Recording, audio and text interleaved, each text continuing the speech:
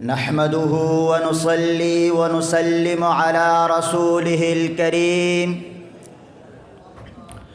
أما بعد فأعوذ بالله من الشيطان الرجيم. بسم الله الرحمن الرحيم. إنما يخشى الله من عباده العلماء. وقال النبي صلى الله عليه وسلم: فقيه واحد أشد على الشيطان من 1000 عابد. صدق الله وصدق رسوله النبی الکریم. اس بزم جنوں کے دیوانے ہر راہ سے پہنچے یزداں تک. اس بزم جنوں کے دیوانے ہر راہ سے پہنچے یزداں تک. ہے عام ہمارے افسانے دیوار چمن سے زندہ تک. 100 بار سوارا ہے ہم نے اس ملک کے گیسوئی برہم کو. خود اہل جنوں بتلائیں گے کیا ہم نے دیا ہے عالم کو. وارثان علوم نبوت حضرات اساتذہ اکرام، عدل و انصاف کی نشست پر تشریف فرما منصفین عظام، اور میرے ہم سفر و ہم مکتب گلشن فریدیہ کے جانثار ساتھیوں، السلام علیکم ورحمۃ اللہ وبرکاتہ. آج کے اس عظیم چمن میں گلہائے مشک و عنبر کے روبرو چند پھولوں کی مہک لے کر حاضر ہوا ہوں، جو علماء حق اور علماء دیوبند کے کردار سے معنون ہے. یعنی ان ہستیوں کا ذکر کروں گا جنہیں دنیا علماء دیوبند کے نام سے جانتی ہے. سامعین ذی وقار، اگر گلشن دارالعلوم دیوبند کی پھولوں کی مہک سونگھنی ہو تو 4 دانگ عالم میں ان کے کردار و افعال کا ہر زاویہ عالم کائنات کو مہکاتا نظر آتا ہے. کیونکہ یہ زمین ایسی زرخیز ہے جسے حضرات صحابہ کے قدموں کے ذریعے جوتا گیا، جس کا بیج حضرت محمد عربی صلی اللہ علیہ وسلم کے دست اقدس سے بویا گیا، جس کی آبیاری حضرت شاہ ولی اللہ کے فکر و نظر سے کی جاتی ہے. تو پھر اس میں اگنے والے پودوں کی خوشبو کبھی حضرت نانوتوی کی شکل میں علم و حکمت سے عالم کو آراستہ کرتی ہے، تو کبھی حضرت گنگوہی کی شکل میں فقاہت و تدبر سے ہستی جہاں کو مہکا دیتی ہے، تو کبھی حضرت شفیع اور حضرت بنوری کی صورت میں اہل جہاں کو فرحت و مسرت سے سرشار کرتی ہے.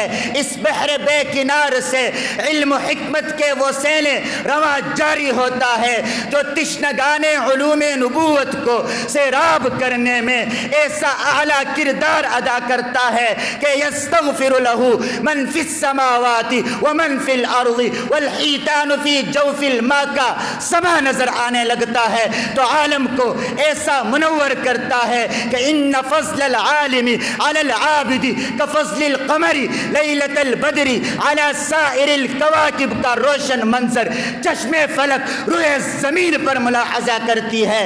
انہی اوصاف کو بیان کرتے ہوئے شاعر نے کیا خوب کہا ہے: خدا یاد آئے جن کو دیکھ کر وہ نور کے پتلے، خدا یاد آئے جن کو دیکھ کر وہ نور کے پتلے، نبوت کے یہ وارث ہیں، یہی ہے ذل رحمانی، یہی ہے جن کے سونے کو فضیلت ہے عبادت پر، انہی کی اتقاء پر ناز کرتی ہے مسلمانی.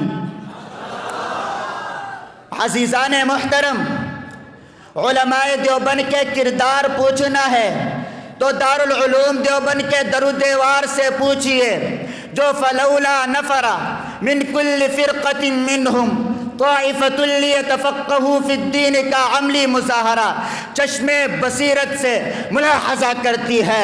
دیوبند کا کردار پوچھنا ہے تو مدرسہ سہارنپور، جامعہ فاروقیہ، جامعہ دارالعلوم کراچی، جامعہ فریدیہ جیسے علم و حکمت کے ان قلعوں سے پوچھئے تو اما ہؤلاء فیتعلمون الفقہ او العلم ویعلمون الجاہل فہم افضل کی فضیلت سے سرشار نظر آتی ہے۔ دیوبند کا کردار پوچھنا ہے۔ ان مدارس میں علماء، ان مدارس میں وارثان علوم نبوت کے سامنے زانو تلمس دے کرنے والے ان فرزندان دیوبند کو دیکھ لیجئے تو من خرج فی طلب العلم فہو فی سبیل اللہ حتی یرجع کے مرتبے سے فیضیاب ہوتے نظر آتے ہیں۔ دیوبند کا کردار پوچھنا ہے تو تحریک ختم نبوت سے پوچھئے تو انا خاتم النبیین لا نبی بعد کے تحفظ میں مگن نظر آتی ہے۔ دیوبند کا کردار پوچھنا ہے ملک پاکستان کے ہر ذرے ذرے سے پوچھئے جہاں علماء دیوبند کی جانیں ان اللہ اشترى من المؤمنین انفسهم واموالهم بان لهم الجنۃ مصداق بنتی نظر آتی ہے۔ دیوبند کا کردار پوچھنا ہے تو میدان کارزار سے پوچھئے جہاں فمنهم من قضى نحبه ومنهم من ينتظر کا حسین منظر نظر آتا ہے تو میں کیوں نہ کہوں شاد باش شاد زی اثر زمین دیوبند، عالم میں تو نے کر دیا اسلام کا جھنڈا بلند۔ عزیزان من، کسی کے کردار کی شناخت اس کے اثر رسوخ سے ہوا کرتی ہے۔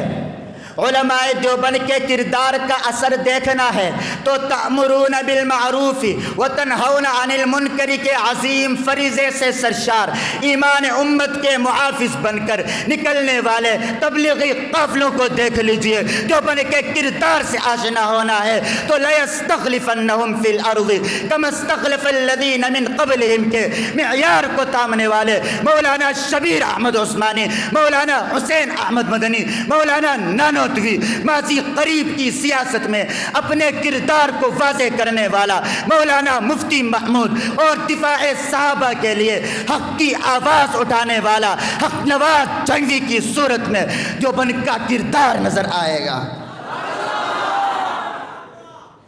ہمت و شجاعت، غیرت و دیانت، امامت و قیادت کا ہر پہلو علماء دیوبند کے کردار کو سلام عقیدت پیش کر کے دنیا کو یہ باور کراتا ہے ہری ہے شاخ تمنا ابھی جلی تو نہیں، دبی ہے آگے جگر مگر بجھی تو نہیں، جفا کی تیغ سے گردن وفا شعاروں کی کٹی ہے برسر میدان مگر جھکی تو نہیں۔ وآخر دعوانا ان الحمد للہ رب العالمین۔